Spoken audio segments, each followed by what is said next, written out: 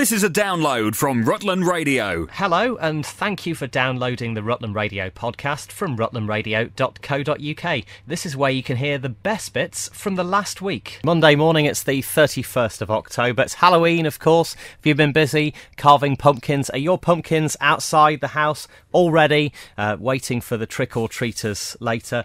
Well, PC Joe Lloyd's had an interesting day yesterday, and one that a certain family in Oakham were very grateful for. Now, Joe, tell us the story. This is two 10-year-olds who were hard at work carving their pumpkins, put them outside, and all of a sudden they were nowhere to be seen.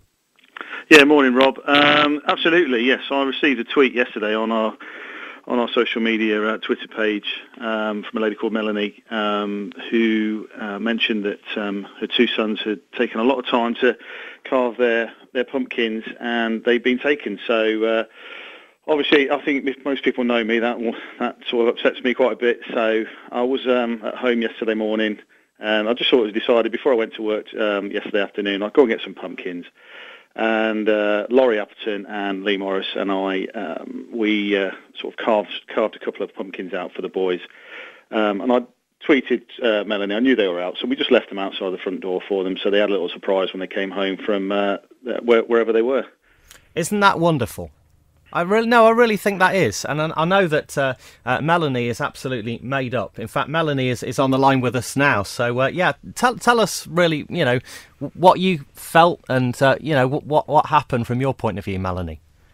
We are. Good morning, by the way, Rob, and good morning, Joe. And myself and the boys are sat here now, and we're still completely overwhelmed by the gesture, and their little faces when we pulled up yesterday outside the front of the house with two little pumpkins glowing was phenomenal. We cannot thank you enough. The gesture was, you cannot get enough praise for what you have done. We are absolutely gobsmacked and speechless. The boys would actually like to say thank you as well. Is that all right, Rob? Yeah, of course it is, absolutely. Hang on, I'll just pass you over first. It's going to be Ethan. Okay.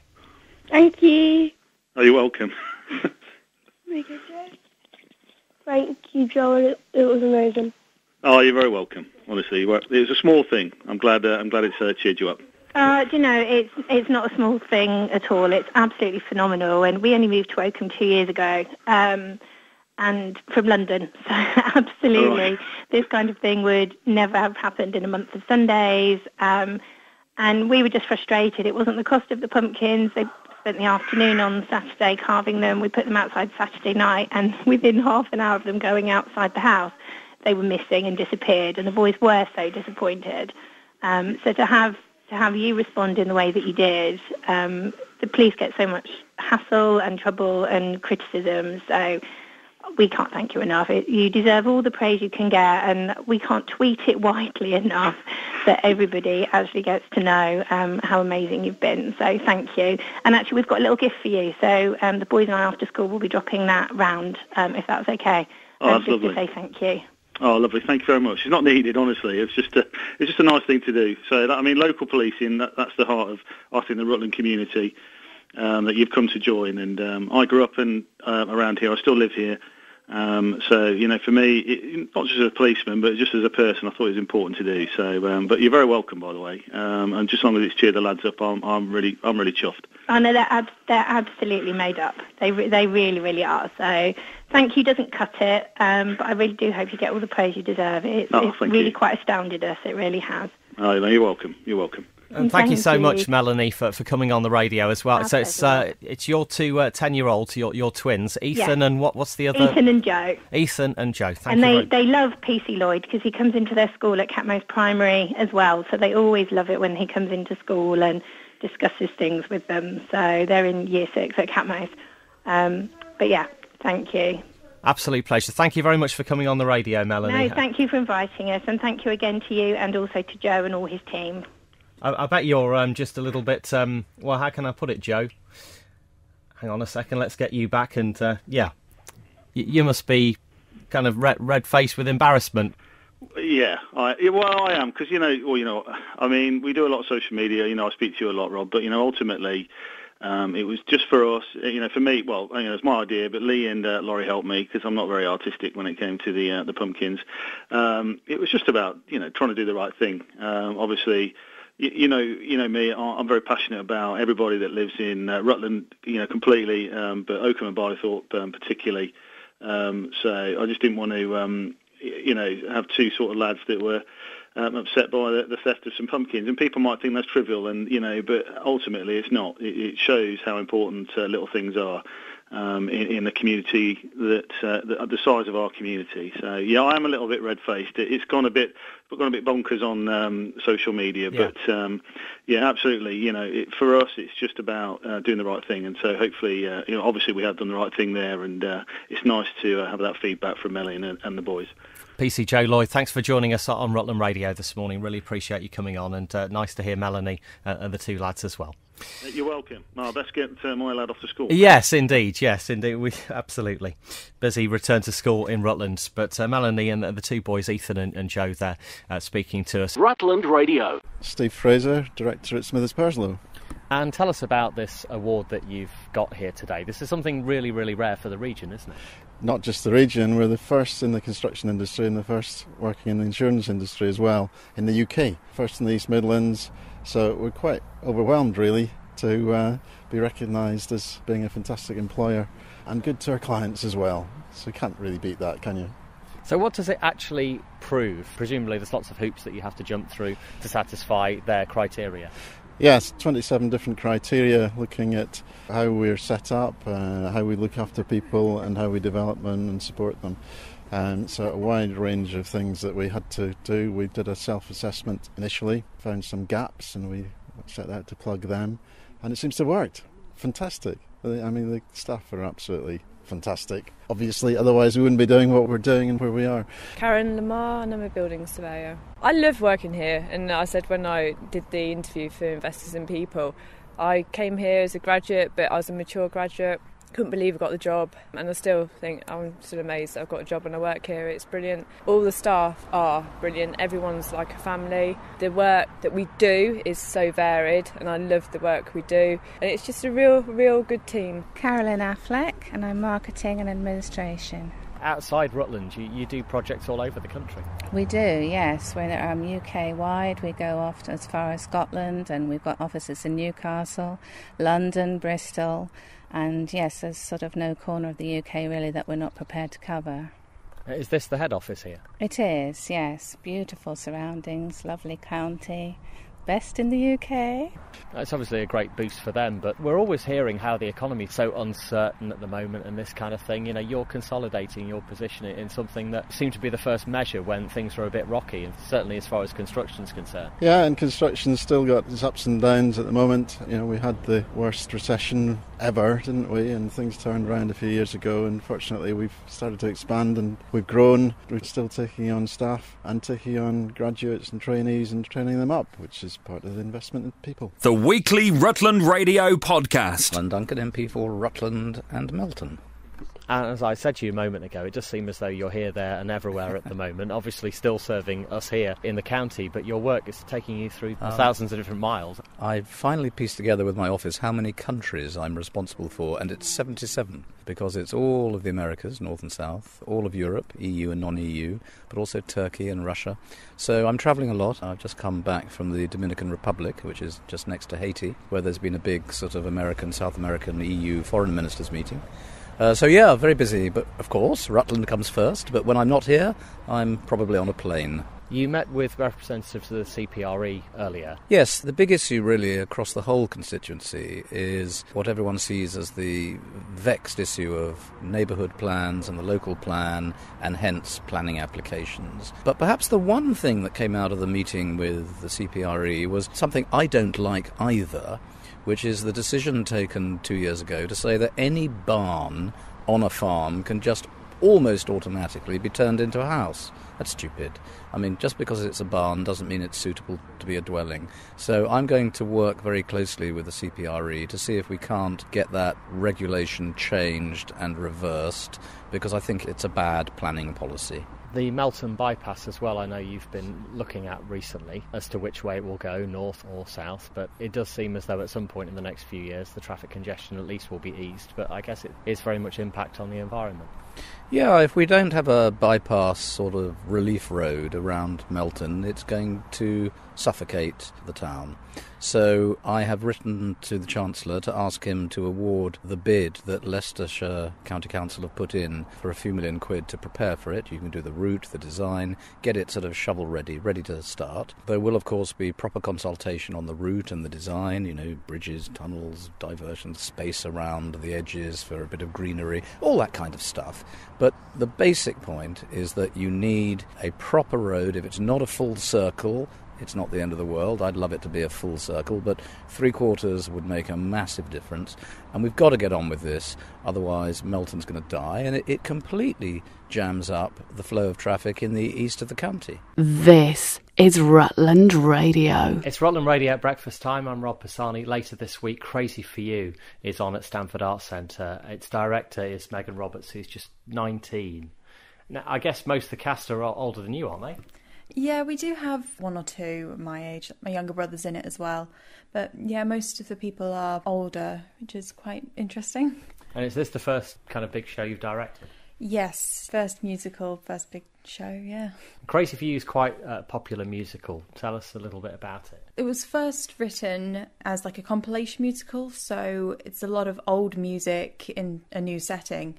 And it's set in the 30s in New York and Nevada. And Bobby is a young man who dreams of becoming a dancer, but his actual job in the bank sends him to Nevada, and he has to close down a theatre there. As soon as he gets there, he falls in love with the postmistress, Miss Polly Baker, who was originally played by Jodie Benson, who a lot of people might know as the actress for The Little Mermaid in Disney. So he falls in love with her, but as soon as she finds out who he really is, quite a few antics turn out, and there's people dressing up as other people. There's a lot of comedy, a lot of good songs for people to listen to. And all at the Arts Centre. We're used to, say, Sam's doing their big shows at Stamford Corn Exchange. This is equally as big a show, really, isn't it? Yeah, it's definitely quite a big show. I'm so happy for everyone who's turned up and who's really put themselves out there. There's got a lot of new faces, which is really nice to see. And yeah, it's just been so much fun, and I would just want to thank everyone involved who's helped out, really. So who's playing the leads? Anyone we know? Stuart Giddings is playing Bobby Child, and we have Amelia Morgan, who's just returned to us after being at uni for a few years. She is our lead female. Sarah Dawson is playing Irene, who is Bobby's fiancée. And we have quite a few old faces as well, and our new faces in the cast is Johan, who is playing Zangler, who is more of a comedy role, and Mo Power, who is in Wildcats at the moment, and she's playing Tess, who is a young volley. And it all starts this Thursday night, and you've really got a short run, so I guess it's, anyone listening now, get the tickets as soon as they can. Oh, definitely. They've been selling like wildfire, really. They've been going crazy for the past week, so definitely get your tickets while you still can, especially if you want a particular seat. And it's Stamford Arts Centre box office, usual number? Yeah, Stamford Arts Centre, usual number. You can get them online as well. Megan Roberts, break a leg for your directorial debut. I guess once the show's on, that's your job done, isn't it? Yeah, I'll be dancing in the cast with them, so as soon as it hits Sunday, it's all gone, which is quite scary, really. That's Crazy for You with the college players at Stamford Arts Centre starting on Thursday night, and there's a Saturday matinee as well. Rutland Radio's best bits on the podcast. It's Rutland Radio at breakfast time. I'm Rob Pisani, as we're now in November, Remembrance weekend, Remembrance season, and of course, here in Rutland, the Poppy Appeal and the Royal British Legion Rutland branch do the most outstanding work, and the county is incredibly generous, as we always say, to bring us up to date with this year's key dates. It's Air Vice Marshal Nigel Sudborough. Thank you very much for joining us again, Nigel. And well, yes, the poppies themselves will be on sale before we know it, won't they? They will indeed, Rob. It only seems like yesterday that you and I were talking about this, but a year has gone past. And before I just mention the Poppy Appeal, which of course is about to kick off, I want to, on behalf of the committee, say a big thank you to all those that help us to achieve what we did. £14,000 last year. And I think a special word of thanks to the young cadets that go out there. I literally saw them last year, and there were poppy boxes in the rain that were dissolving in front of them. But the Poppy Appeal will kick off very, very shortly. Now, obviously, we know Armistice Day is the actual date that we commemorate, but as well as Armistice Day, there's also Remembrance Sunday and the parade as well, which will be heading through Oakham on the 13th. It is indeed, Rob, the usual place, dare I say, which is All Saints Church, 2:30, the 13th of November. Prior to the service, the military will form up and they will march into the High Street, into the church for the service. Immediately after that, of course, we'll have the traditional formal wreath-laying ceremony, which will take place at the town's War Memorial. And Armistice Day, there's also the gathering at the end of Oakham High Street as well, which happens just before the 11th hour of the 11th month. Yeah, perhaps I ought to say that after that service, of course, there will be a march past. The Lord Lieutenant will traditionally take the salute, which will be between the Congregational Church and Boots. But thank you for reminding me about the short act of remembrance. That will take place on the 11th hour of the 11th day, as it always does, and that's adjacent to Crown Walk. People that are interested, be there, please, if you would, by 10:45, and, of course, the act of remembrance will take place at 11 a.m. prompt. That's, of course, on the 11th of November. And the following night, you have a local concert this year. I know you've brought some amazing, very well-known Forces bands to the area, but this is just as special in its own way. Yeah, and we're absolutely delighted that on, as you say, the 12th of November at 7:30, the Rutland Concert Band, together with the Rutland Choral Society, will present a programme of music for remembrance in All Saints Church. Tickets are available through Oakham Wines now, or indeed you can purchase them on the door. And the Rutland Concert Band are going to present music by Holst, Elgar, Coates and John Williams. And all the proceeds, of course, will go to the Poppy Appeal Royal British Legion. So we're excited about that, and we hope as many people as possible will attend. That's only £5 a ticket. You can get them in advance from Oakham Wines at All Saints Church on the 12th of November, 7:30 in the evening. And you're looking for a standard bearer. For which occasions is this? Well, it's for such occasions as we've just mentioned. Parades, church. It's not an onerous job. It's actually, I think, quite a prestigious job because you're representing the Royal British Legion very, very visibly. And if anybody is interested, it's not difficult to do, and indeed we can even provide the little training that is necessary. But if anybody would like to contact me on 01572 821 920, I'd be delighted to hear from them. That's Uppingham 821 920 if you'd like to find out more for being a standard bearer for the Royal British Legion. As you say, a huge honour. Does the person you have in mind have to have particular military connections? I suppose everyone in this area has an affinity with the forces. Yes. I mean, all I would say is, of course, of a smart appearance would be very helpful, of course, because it is an honour and you're very visible. But it is not difficult, and it is a good job to do. So, Remembrance Weekend will be with us before we know, and we will recap the dates. We'll pop them on our website as well if you want to have a look. And Air Vice Marshal Nigel Sudborough, thank you very much for joining us and telling us about the Rutland side of the Poppy Appeal this year. Rutland Radio. Hello, I'm Colin Furze, the inventor of the internet. Right, got a question for you. In what year was the first bonfire night held? Was it A, 1066, B, 1605, or C, 1666? OK, right, the answer. The answer was 1605, the year of the Gunpowder Plot, when bonfires were lit on the 5th of November, when King James was declared safe after Guy Fawkes was discovered under the Houses of Parliament with a whole load of explosives. He was kind of like the first terrorist, really, wasn't he? Yeah, exactly. You love fireworks, don't you? I do like fireworks. I have an affection with fireworks. Every time I get to 1 million subscribers, I normally let a whole chunk of them off in a weird way, rather than just setting them off and going, whee, that's amazing. So we did 300 rockets all at once, and we did this like giant Catherine wheel thing, which had a load of rockets going around it. And then just recently I did like the Death Star, which was just loads and loads of boxes, like 85 shot boxes, all wrapped around a big ball, so it went all over the place. Brilliant. And you actually burnt out a transit van as well, which had come to the end of its life. Yeah, while we was picking all the fireworks up for these wonderful experiments, and people in the comments were like, oh my God, you filled your van up full of fireworks, what if that had all gone off? And I kind of thought, that's not a bad question to answer, is it? These are all the things you should never ever try. No, and it's true, if they had gone off in the back of the van, you'd have had to get out of it pretty quick, so it did do quite a bit of damage. Can you say anything about what you last worked on? Oh, I've been doing this brilliant go-kart project for people that haven't got many tools, because not everyone's as fortunate as me, got well-equipped workshop. So I've done this little project for people that have just basically got like a drill, an angle grinder and a bench, and they can make a fully functioning motorised go-kart. And that presumably works quite well, does it? It does work quite well. In part 2, if this goes out on Wednesday morning, will be out tomorrow, Thursday at 4 o'clock, Colin Thursday. So, all my subscribers will know. Of the week. Anyone who's not subscribed, you should get on there.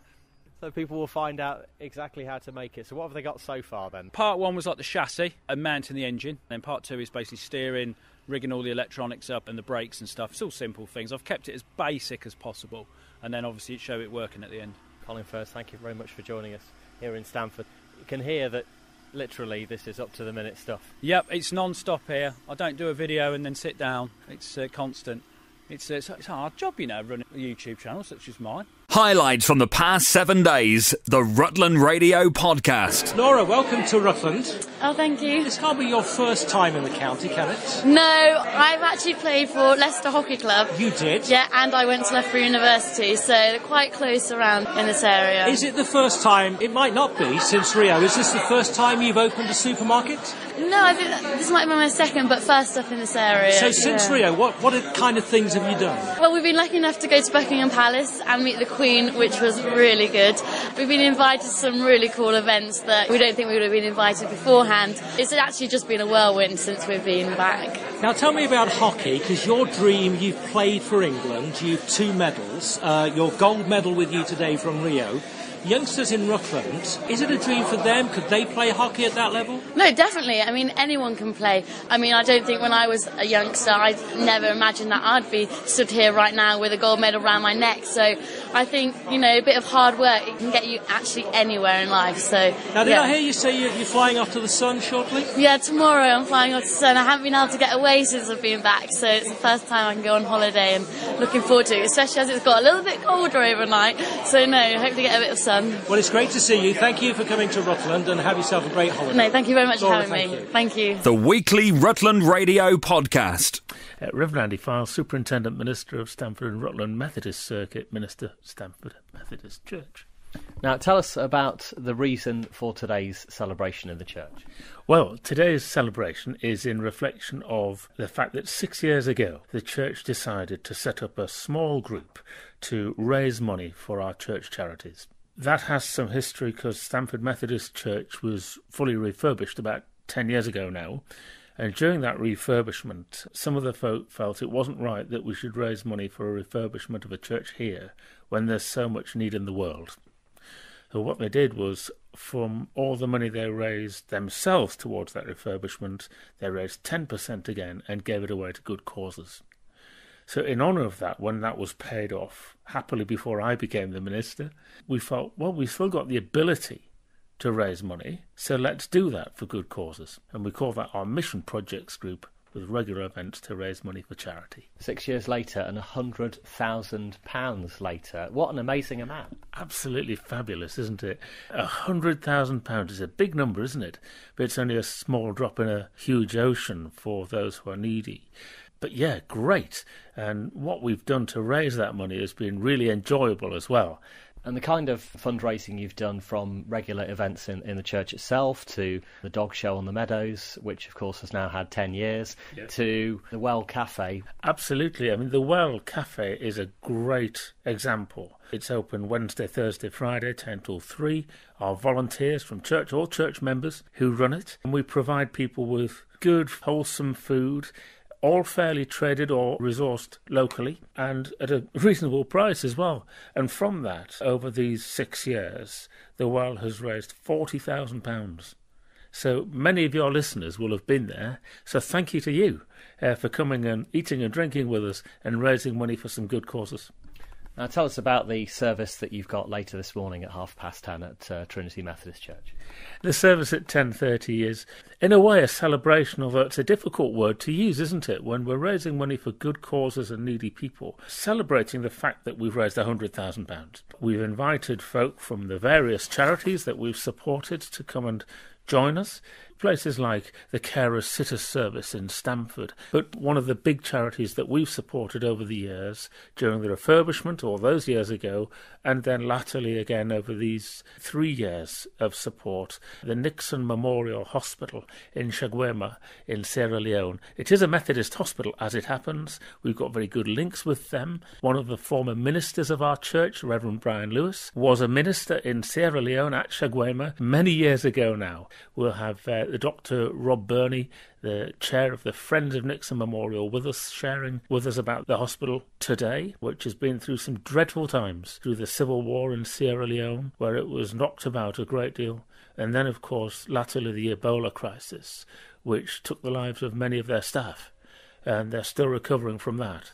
And we'll be seeing some pictures and images and reflections from people who've been there. In fact, one of the people who'll be with us was actually born at the hospital, and so we're delighted to be able to support causes like that. You must feel very proud leading the team that actually is making not only a difference in Stamford to local good causes, but something as far away as that.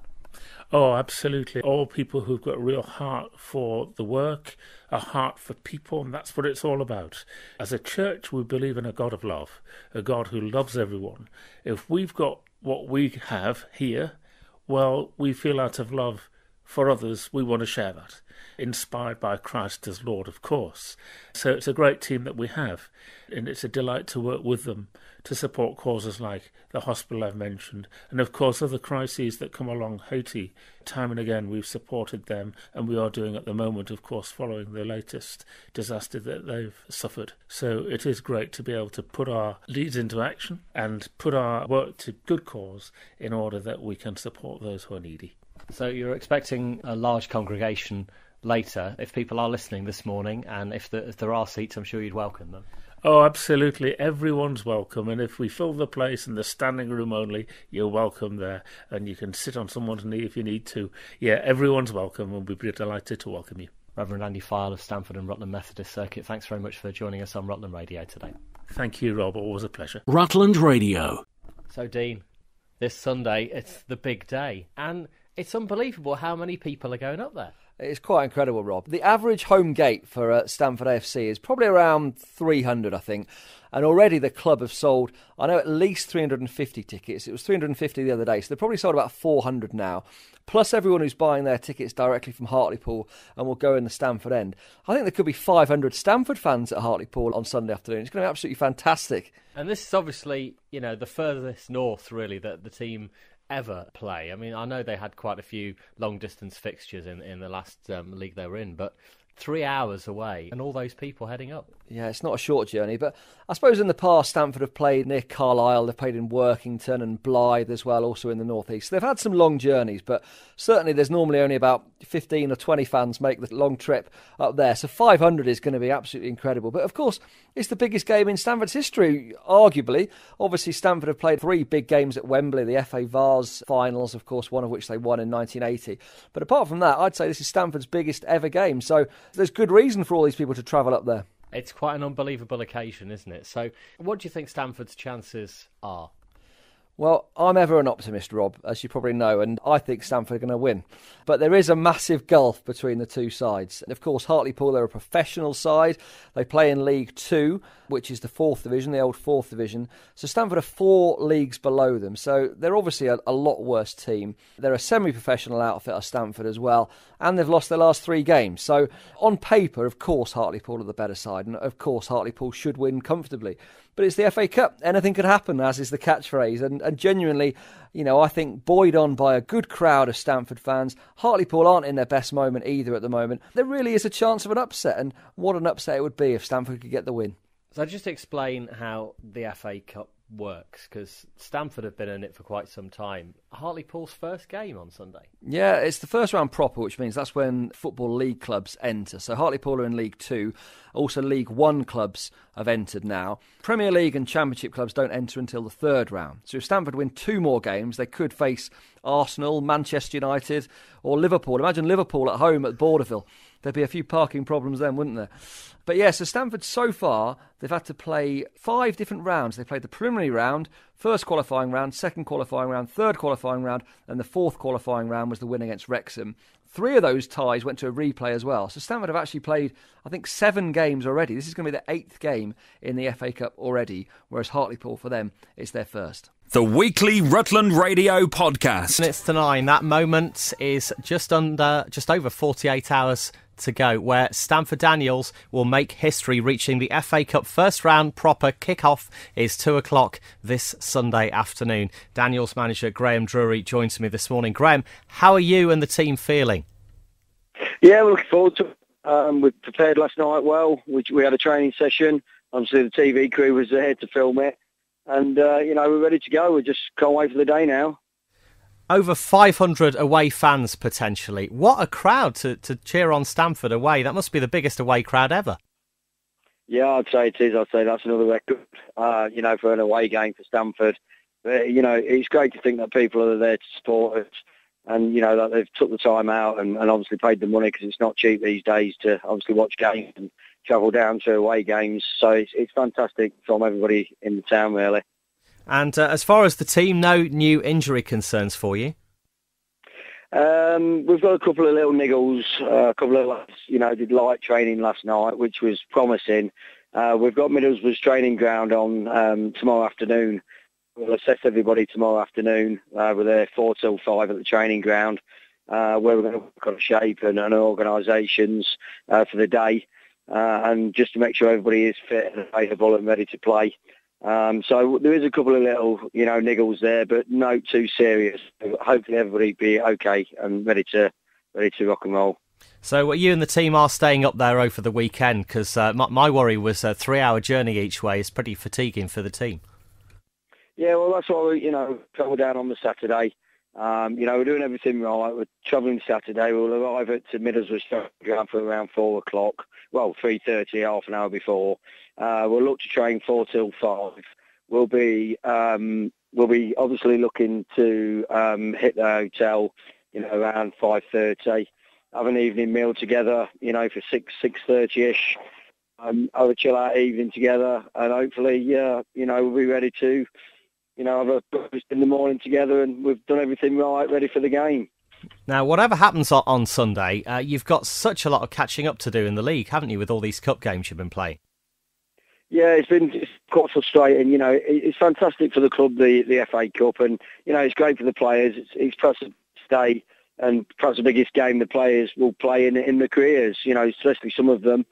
But it does affect what we're doing in the league, and with the Links Cup, we didn't play a full strength side. We're not looking for excuses, but we did rotate the squad around. It's not giving us a chance to get settled and sorted very much. But I've been in this situation twice before with Corbyn, exactly the same. That period from winning your 4th round tie, qualifier tie, to the first round. That 2-week period. The minds are elsewhere, and obviously it's human nature to be thinking about, the big game, and it's hard to keep the players focused, and it's not easy to manage. So, we didn't get great results in between that period, apart from the Chase Town result. We have slipped behind in the league table, and we have slipped behind in games, and it's going to mean a lot of catching up. But, we've got a squad to do that, and, once this is all over, hopefully we've got another 2 weeks of it, before the next round, and we're in the hat, and, looking forward to the second round. But, we must concentrate on our league form, and we must start, obviously, picking points up. But I'm sure that will happen. I'm sure that will come. This excitement of the FA Cup, is perhaps sports I run in the league at the moment, but I'm sure we're going to get back to winning ways soon.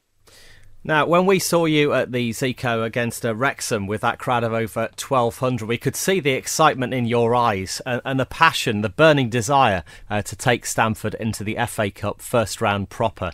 Whatever happens, you have made history with the team on Sunday. How are you going to feel as the team steps out at 2 o'clock at Hartlepool?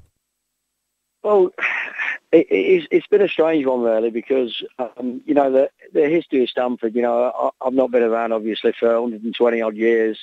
But, there was my old chairman with the first time round, Ken Joinston. He was 82-year-old chairman at Stamford. And, in all that time he'd been chairman and involved with the club, he'd never seen a day.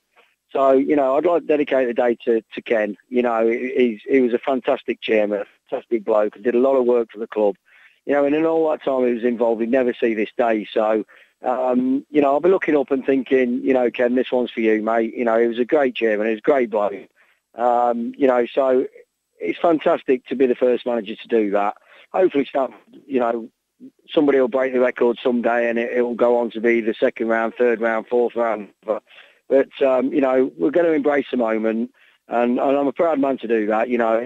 It leaves something behind when obviously I move on or, I retire from the game or whatever. That's going to be there until the record's broke again. So, yeah, the lads have done fantastic. The lads deserve all the credit. The coaching staff and everybody involved in the club, the volunteers, the chairman, the board of directors, the day's for everybody, not just for, the manager or all the players. It's for everybody involved with the football club. And over 500 away fans are going to be cheering you on Sunday. Graham Drury, thanks for joining us on Rutland Radio this morning. Very best of luck for Sunday afternoon. Yeah, thank you very much, mate. Well, that's it for this week's Rutland Radio podcast. If you have any comments, you can email us via the website, rutlandradio.co.uk, and we'll have a new version on our website from Monday. This is a download from Rutland Radio. For more information, go to rutlandradio.co.uk.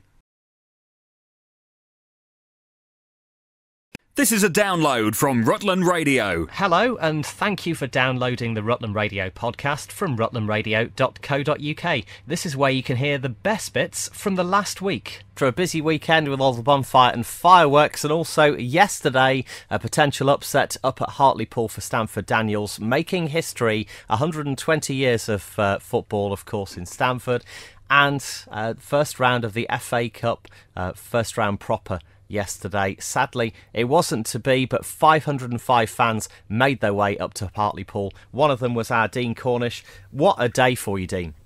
Oh, it was absolutely superb, Rob. I'm feeling a little bit tired and emotional this morning. I'm not quite sure how I'm going to get through the day. And you can probably hear in my voice as well that I'm a little bit croaky. The noise that was made by the Stamford fans yesterday was absolutely superb. Every single one of the 505 fans was singing and chanting, and even at 3-0 down, dancing. It was just quite incredible. I've never been part of an atmosphere like that, certainly not watching a Stamford game.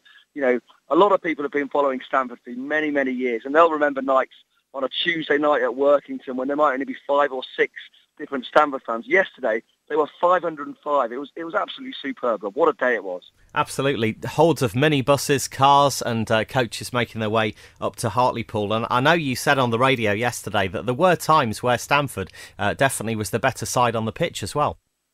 Yeah, I mean, obviously Hartlepool overall are the better side. They're bound to be. They're a professional side, 4 levels or 4 leagues above the Daniels. But there were a couple of moments where Stamford could have gone 1-0 up.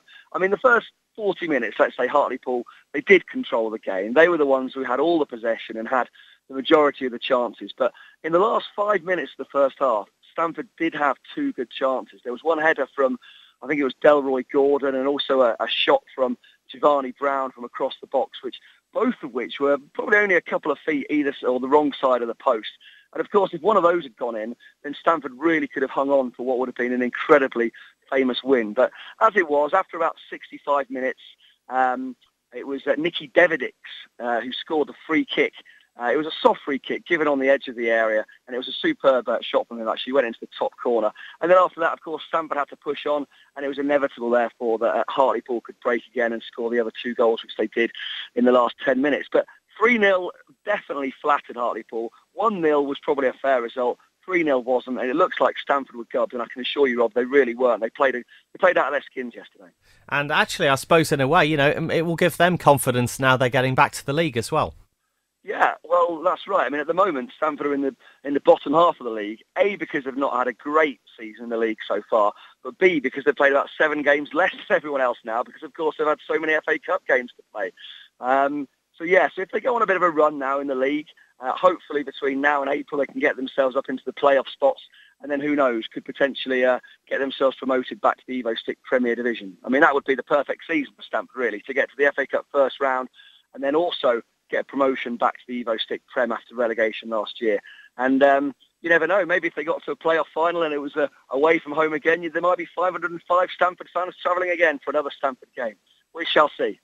So 3-0 at Hartlepool. Obviously, you know, that's their FA Cup dream over for now. But what a day to remember, and a day that no doubt will go down in Stamford sporting history as well. Yeah, that's right. I mean, what I loved about the day was you'd go into a different pub in Hartlepool before the game and you'd see loads of different people from Stamford.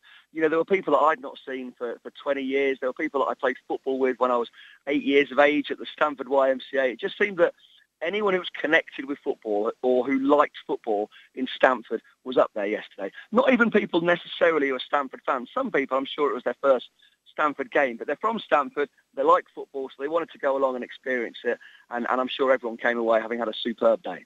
Did you manage to speak to many people from Hartlepool? Do they know exactly where Stamford is and what it's about? I did speak to a few people in the pubs, actually. There was one bloke who thought we must have been near Chelsea. Of course, Stamford Bridge. Yes, of course. We had to put him right on that one. But yeah, no, I don't think they knew a great deal about us, although their programme did have a very good A to Z of Stamford, so maybe if they'd read that, they might have known a little bit more. But no, they seemed interested in our journey to the first round proper. They were all very friendly. You know, we were in their pubs, and there was not a hint of trouble. They were all quite happy with, you know, some of their pubs being taken over by Stamford fans and Stamford songs being sung. They were a great bunch of people. They really were. Do you know, if you weren't so hoarse, I might ask you to treat us to a Stamford song this morning, but I'll leave it there. Yeah, please don't. Yeah, OK. Thanks very much, Dean. Do appreciate you reflecting on what a very special day it was yesterday. The weekly Rutland Radio podcast. So I'm Jo Kemp. Carol Marjoram.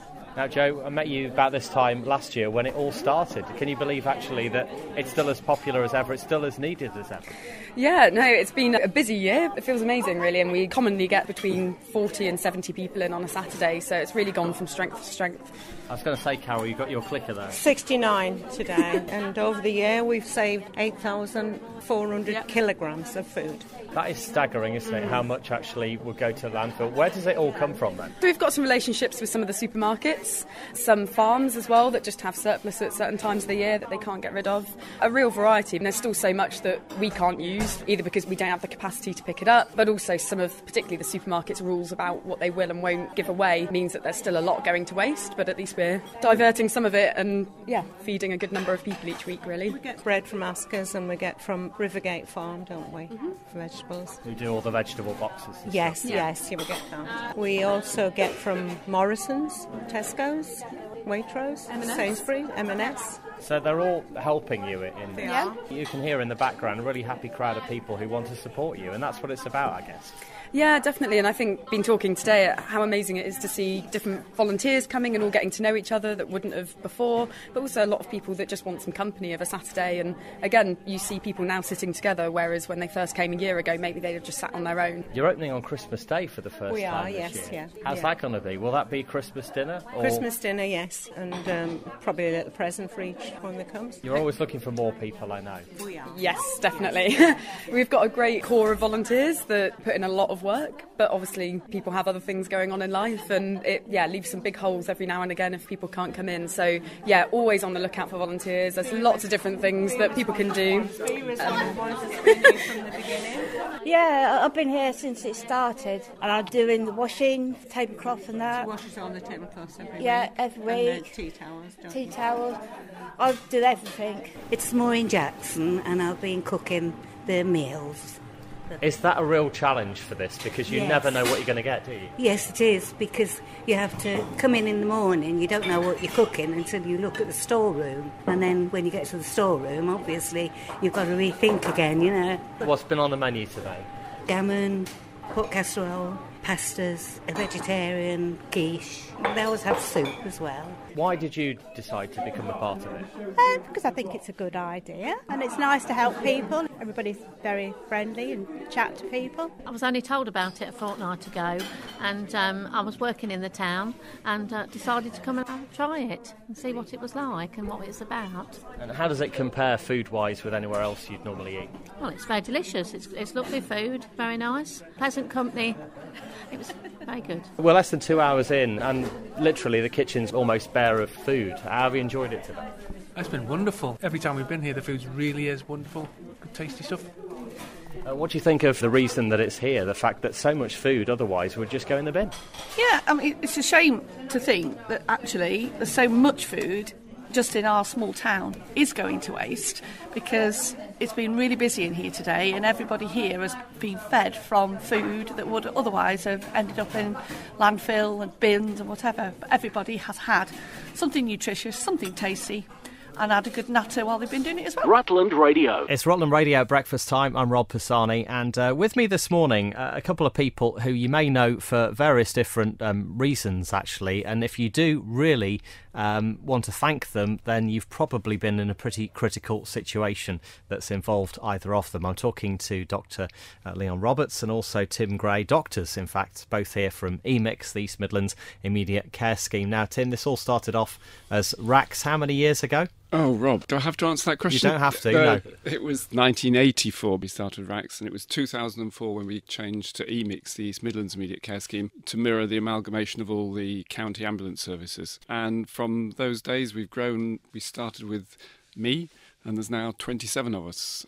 We now cover the whole of the East Midlands. We've gone from perhaps responding to 30 calls a year.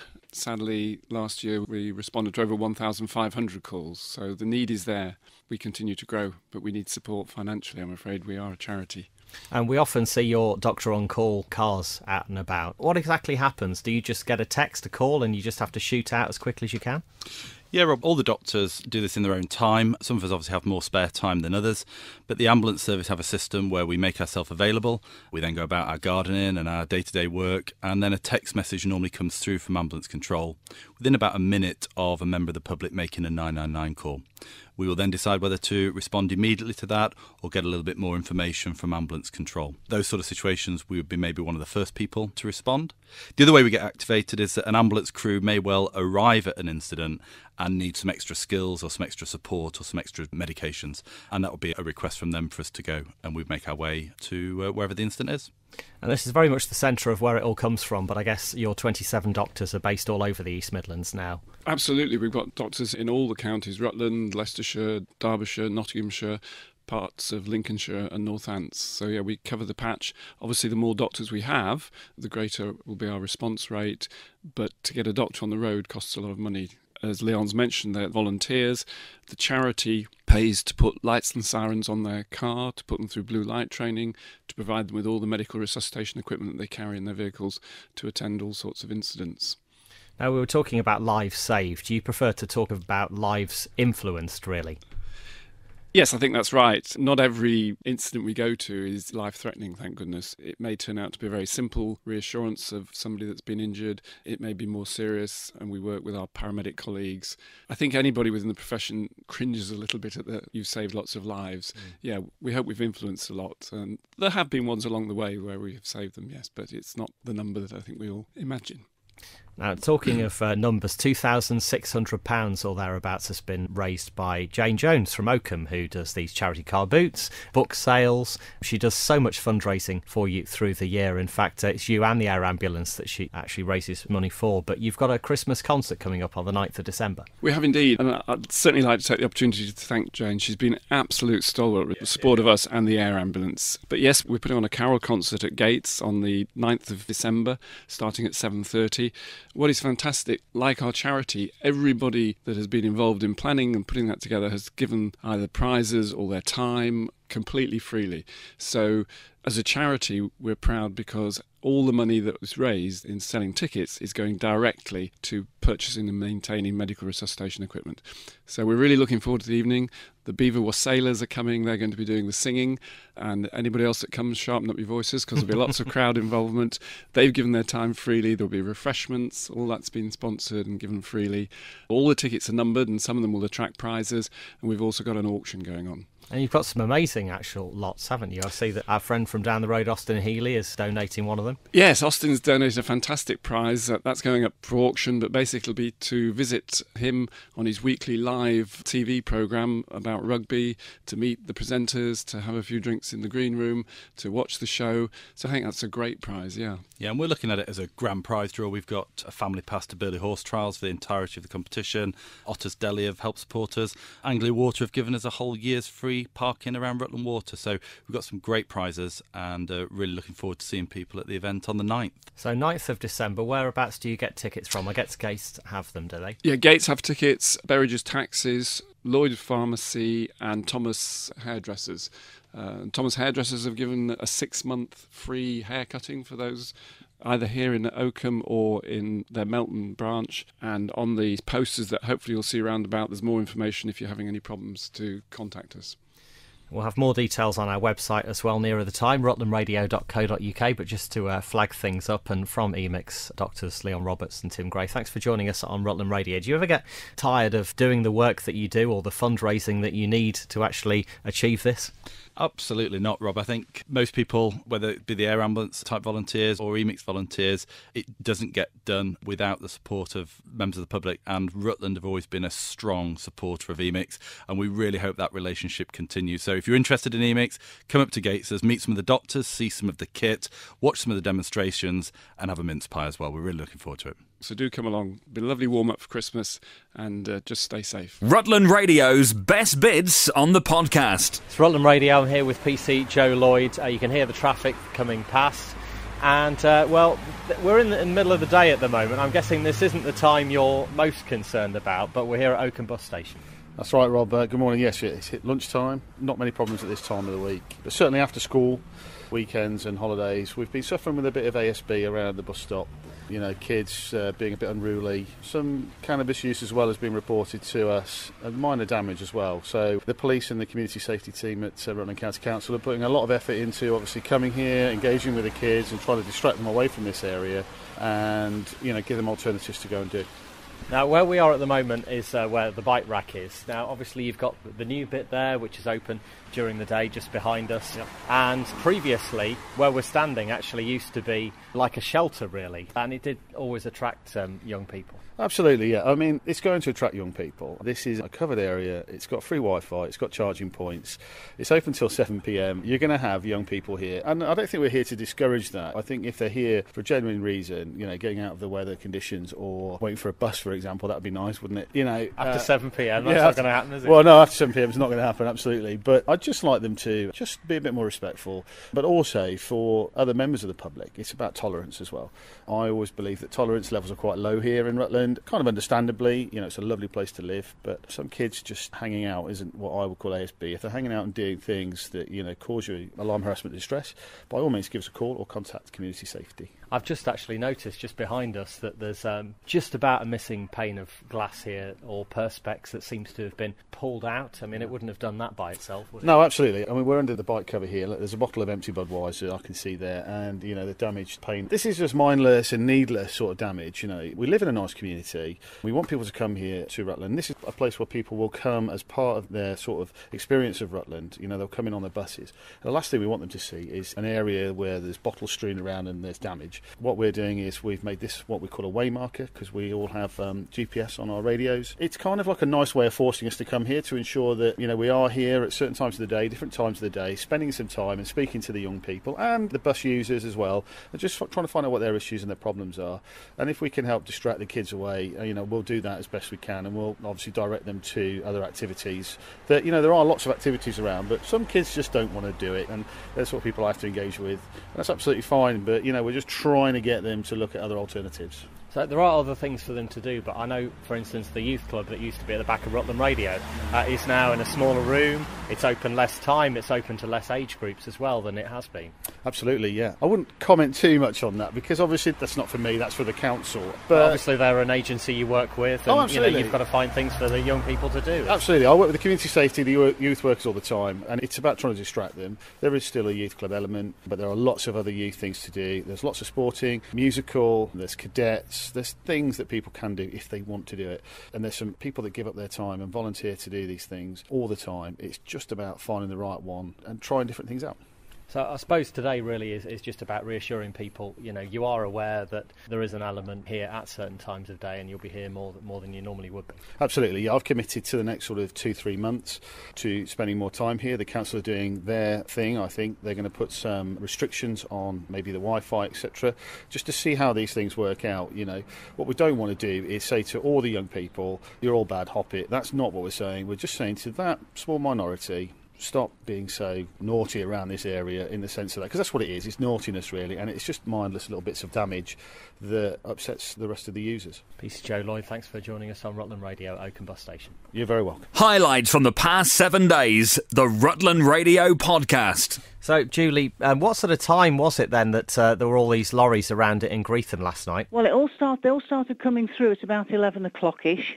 When I went out to see if my car was okay, and I couldn't move it because the battery was flat, that would have been about 1 o'clock.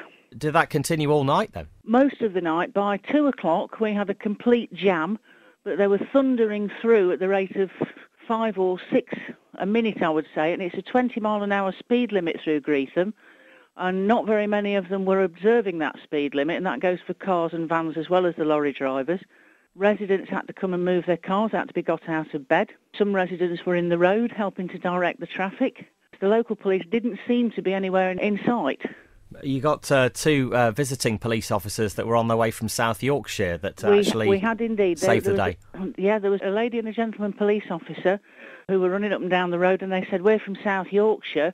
We were going to Peterborough, to collect a prisoner, and the lady was directing traffic both ways with a single torch, handheld torch.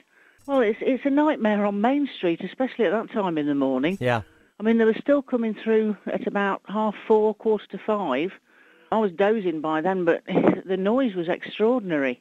All because of 3 different things that had happened. I mean, obviously an accident that, no one could have foreseen. The overnight roadworks on the A1 and the Burley Road roundabout works in Oakham as well all contributed to this. Mm-hmm. Well, one of the drivers that I spoke to said that they'd sent all the traffic, both northbound and southbound off the A1, through Greetham.